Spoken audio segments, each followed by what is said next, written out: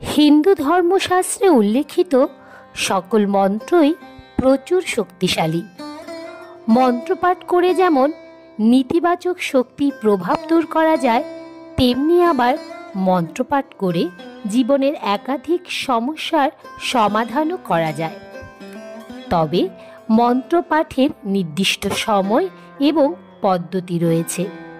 কিছু মন্ত্র সকালে পাঠ করতে হয়, কিছু মন্ত্র সারাদিন পাঠ করা যায়, আবার কিছু মন্ত্র আছে যেগুলো শুধুমাত্র রাতে ঘুমানোর আগে পাঠ করতে হয়। ঘুমের মধ্যে আমরা অনেকেই দুঃস্বপ্ন বা খারাপ স্বপ্ন দেখে থাকি। দুঃস্বপ্নের কারণে অনেক সময় মধ্যরাতে আমাদের ঘুম ভেঙে যায়। এই দুঃস্বপ্ন বা খারাপ স্বপ্ন থেকে মুক্তি পেতে রাতে ঘুমানোর আগে কিছু নির্দিষ্ট মন্ত্র নিয়মিত জপ করতে হয়। রাতে ঘুমানোর আগে মন্ত্র জপ করলে মনের সকল কুচিন্তা তথা দুঃস্বপ্ন দূর হয়ে যায়। স্বয়ং শ্রীকৃষ্ণ আমাদের সাথে থেকে আমাদের কৃপা করেন এবং আমাদের ভাগ্য পরিবর্তন হয়ে যায় যদি এই মন্ত্রগুলি নিয়মিত জপ করতে থাকি। নমস্কার, ঈশ্বরতত্ত্ব চ্যানেলে আপনাদের সবাইকে স্বাগত।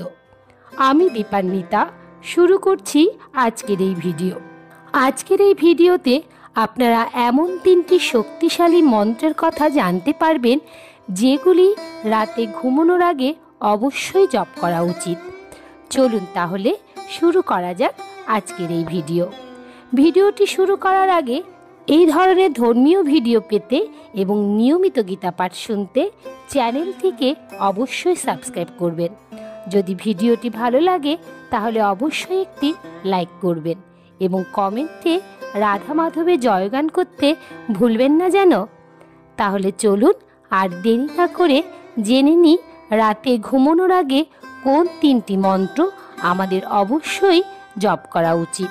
1 নাম্বার হলো রাতে ঘুমানোর আগে মন্ত্রটি 3 বার বলতে হবে।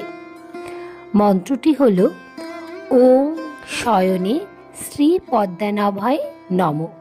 2 নাম্বার শ্রীকৃষ্ণ ও রাধারানীর প্রণাম মন্ত্র।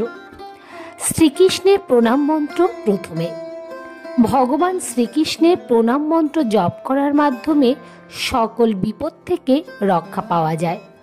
শ্রীকৃষ্ণ হলেন সনাতন ধর্মের পরম পুরুষোত্তম ভগবান। ভগবান শ্রীকৃষ্ণ হলেন বিষ্ণুর 8তম অবতার। ভগবান শ্রীকৃষ্ণ তার ভক্তদের সবসময় সঠিক পথের এবং সদা সত্য মার্গ প্রদর্শন করিয়ে থাকেন। প্রতিদিন রাত্রিবেলা ঘুমানোর আগে শ্রীকৃষ্ণের প্রণাম মন্ত্রটি জপ করার মাধ্যমে শ্রীকৃষ্ণের আরোগ্য লাভ করা যায়। শ্রীকৃষ্ণ হলেন স্বয়ং ভগবান, তাই আজকে আমরা ভগবান শ্রীকৃষ্ণের প্রণাম মন্ত্রটি বাংলা অর্থ সহকারে জানব। শ্রীকৃষ্ণের প্রণাম মন্ত্র। হে কৃষ্ণ, করুণা সিন্ধু, দীনবন্ধু জগৎপতে, গোপেশ গোপিকাকান্ত, রাধাকান্ত নমস্তুতে। শ্রীকৃষ্ণের প্রণাম মন্ত্রের বাংলা অনুবাদ। হে আমার প্রিয় কৃষ্ণ, তুমি করুণার সিন্ধু, তুমি দীনের বন্ধু, তুমি সমস্ত জগতের প্রতি, তুমি গোপিকাদের ঈশ্বর এবং শ্রীমতী রাধারানীর প্রেমাস্পন্দন। আমি তোমার চরণে আমার সশ্রদ্ধ প্রণতি নিবেদন করি। এবার রাধারানীর প্রণাম মন্ত্র। শ্রীকৃষ্ণের প্রণাম মন্ত্রের সাথে সাথে রাতে ঘুমানোর আগে রাধারানীর প্রণাম মন্ত্রটি অবশ্যই জপ করবেন। শ্রী রাধিকা শ্রীকৃষ্ণের প্রিয়তমা এবং পরমা প্রকৃতি। শ্রী রাধিকার প্রেম, কোমলতা, করুণা ও ভক্তির দেবী হিসেবেও পূজিত হন। তিনি হলেন দেবী লক্ষ্মীর অবতার। রাধাবল্লভ সম্প্রদায়ের রাধিকাকে সর্বোচ্চ দেবতা হিসাবে পূজা করা হয়। রাধিকাকে স্বয়ং কৃষ্ণের মেয়েলি রূপ হিসেবেও বর্ণনা করা হয়েছে। রাধিকার জন্মদিন রাধা অষ্টমী হিসাবে পালিত হয়। রাধাকে মানব আত্মার রূপক হিসাবেও বিবেচনা করা হয়।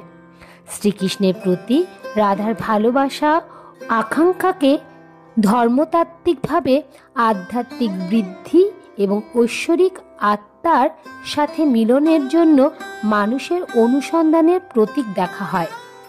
রাধারানীর প্রণাম মন্ত্রটি হল তপ্ত কাঞ্চন গৌরাঙ্গী রাধে বৃন্দাবনেশ্বরী বিশ্বভানু সুতে দেবিতাং প্রণমামি হরিপ্রিয়ে। রাধারানীর প্রণাম মন্ত্রের বাংলা অর্থ হল শ্রীমতী রাধারানী, যার গাত্রবর্ণ তপ্ত কাঞ্চনের ন্যায় এবং যিনি বৃন্দাবনের ঈশ্বরী, যিনি বিশ্বভানুর কন্যা এবং ভগবান শ্রীকৃষ্ণের প্রেয়সী, সেই রাধারানীর চরণে আমার সশ্রদ্ধ প্রণতি নিবেদন করি। 3 নম্বর হল শ্রীকৃষ্ণের কাছে ক্ষমা প্রার্থনা মন্ত্র। আমরা সারাদিন জেনে বা অজান্তে নানা রকম পাপ কার্যে লিপ্ত হয়ে যাই। আমরা কখন, কোথায়, কিভাবে পাপ কার্যে লিপ্ত হয়ে পড়ি তা আমরা নিজেরাই জানি না। মানুষের পাপ কার্য যখন বৃদ্ধি হয়ে যায় তখন তার বিনাশ অনিবার্য হয়ে ওঠে। মানুষ ধর্মকে ভুলে গিয়ে যখন বিভিন্ন খারাপ কার্যে লিপ্ত হয়ে পড়ে এবং ধর্মের বিধান ভুলে গিয়ে কদাচার করতে থাকে তখন তাকে পাপ বলে। পাপ 3 প্রকার হতে পারে: শারীরিক, বাচিক এবং মানসিক।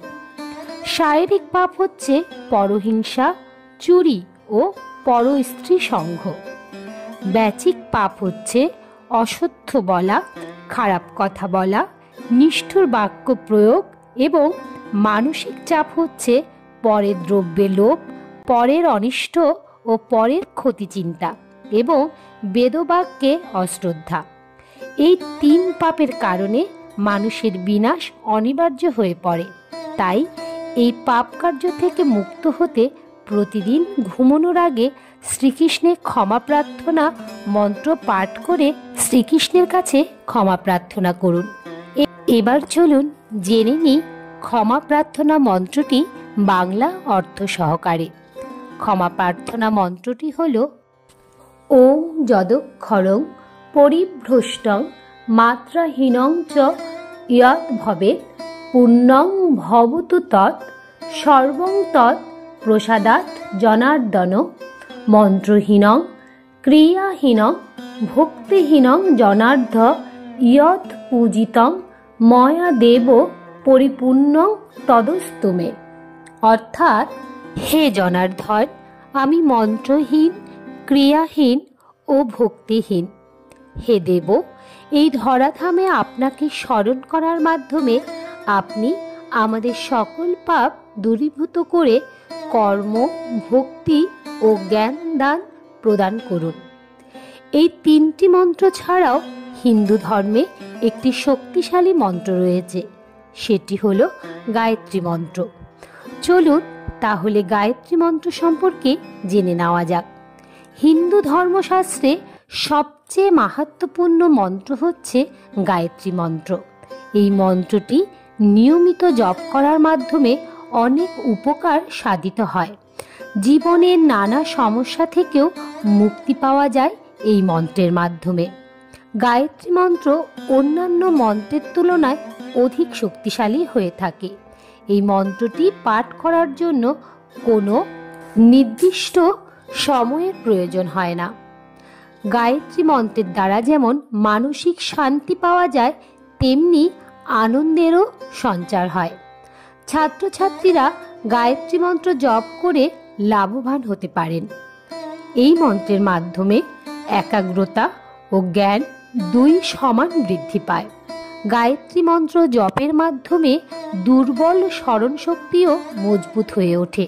তাই শিক্ষায় সাফল্য লাভ করতে এই মন্ত্রটি নিয়মিত জপ করা উচিত।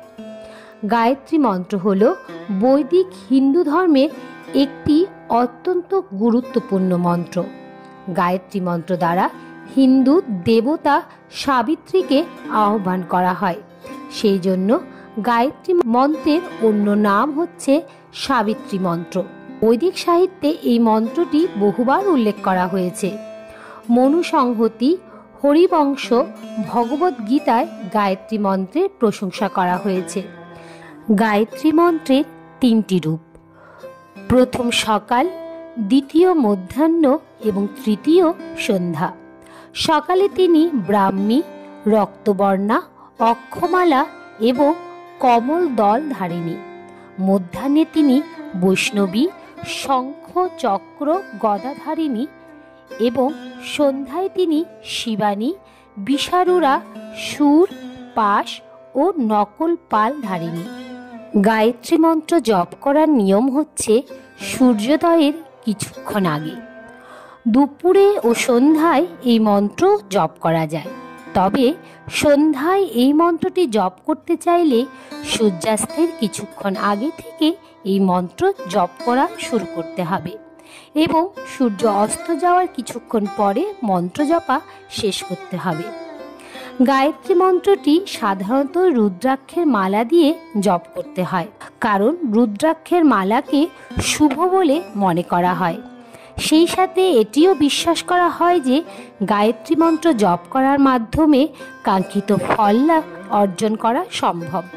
গায়ত্রী মন্ত্র সর্বদা নীরবে জপ করতে হয়। চলুন তাহলে জেনে নেওয়া যাক গায়ত্রী মন্ত্র। ওম ভূর্ভুবৎসঃ তৎসবিতুর্বরেণ্যং ভর্গো দেবস্য ধীমহি ধিয়ো ইয়ো ন প্রচোদয়াৎ। তাহলে এ পর্যন্তই।